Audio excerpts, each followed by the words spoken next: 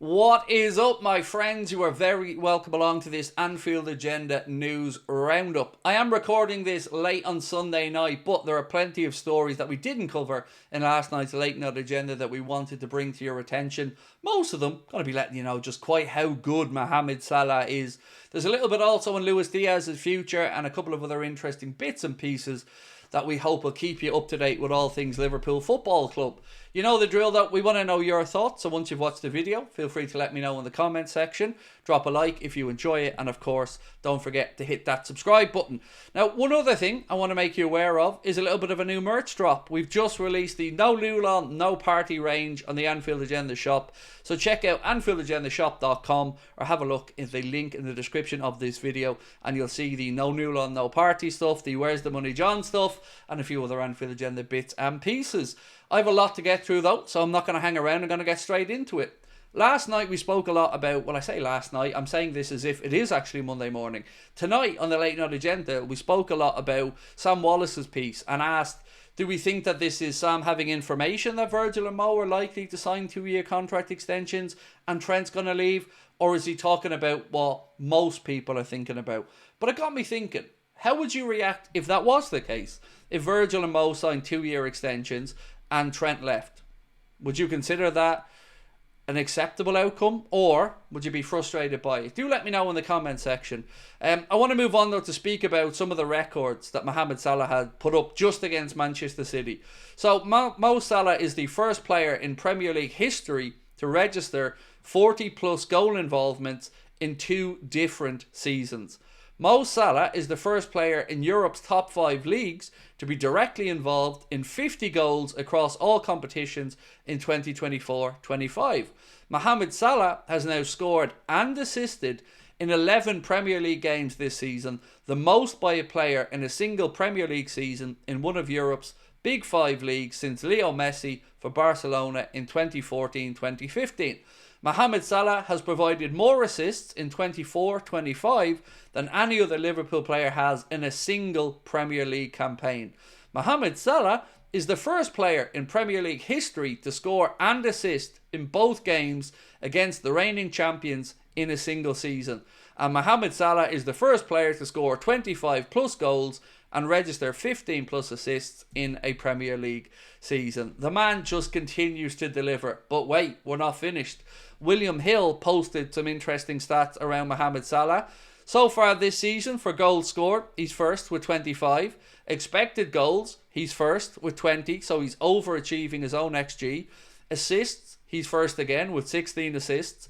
Touches in the opposition third, or in the opposition box I should say, first again with 286. And shots on target with 52, Mohamed Salah is second. It doesn't stop there though. There's 11 games left in the Premier League season. The record for the most goals in a single season is 36 from Erling Braut Haaland. Let's wait and see if Salah can do that. The record for the most assists in a season is 20 from Thierry Henry. And Salah currently has 25 goals and 16 assists. So let's wait and see what happens. 12 goals and 5 assists in 11 games would make Salah break both of those records. Absolutely insane. Credit here to our friends at LFC Transfer Room, who posted up some stats around Konate's really impressive display against Manchester City. Accurate passes for Ibu, 44 out of 48 at 92%. Final third passes 2. Accurate long balls, 2 out of 4, 50%. Blocks 1, clearances 5, headed clearances 1, interceptions 1. And an all-round top performance. Jeremy Doku has given a bit of an unflattering response to the game today between Liverpool and Manchester City. This is what he had to say, speaking to Sky Sports after the game. He said, to be fair, if you look at the game, I don't think they were much better than us. 2 goals, 1 set piece, and the second goal was a long ball, so well done to them. We know their qualities and what they like to play in behind.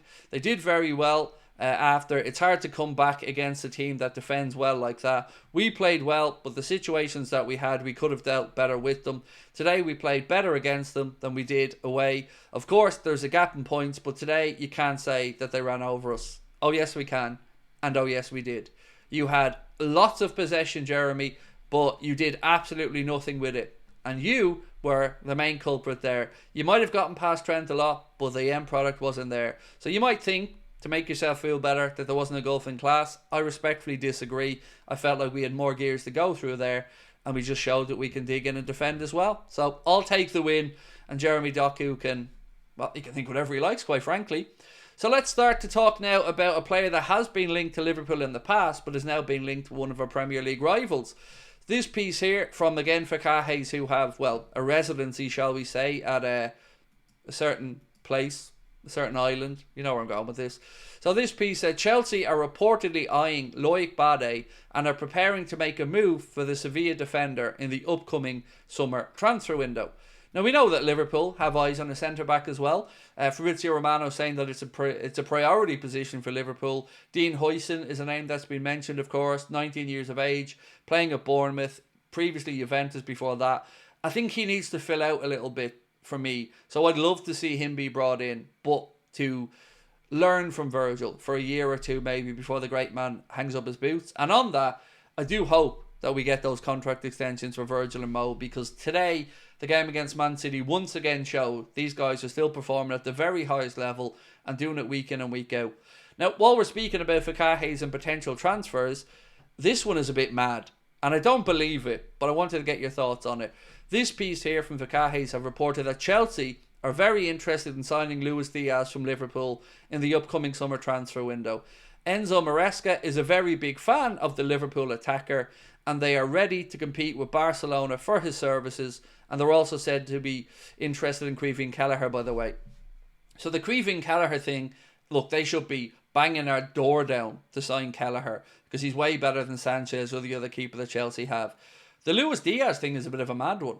I don't know what's going to happen with Lucho in the summer. There's been lots written to say that maybe Liverpool will cash in, but he's 2 years to go on his deal, so Liverpool are in no rush. We also know that he's on a relatively modest wage, so it might come down to see if anybody can come up with a number that Liverpool deem acceptable for Luis Diaz, and of course, what Luis Diaz wants to do as well.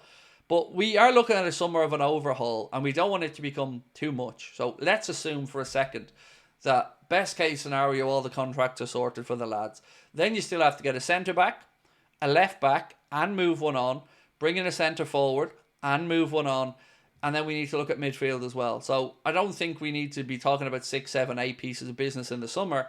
So I'm confused about what is going to happen. Jota's been linked with moves. Alisson's been linked with moves. At the minute, it's all just paper talk and up in the air.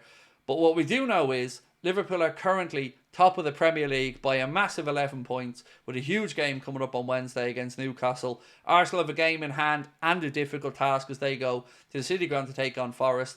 So this week could play a big role again in just rubber stamping our Premier League title aspirations. I will see you guys tonight if you're watching this early on Monday morning for the late night agenda from 8:45. Appreciate your support as always. Let me know your thoughts in the comment section, and we'll catch up soon. Bye bye.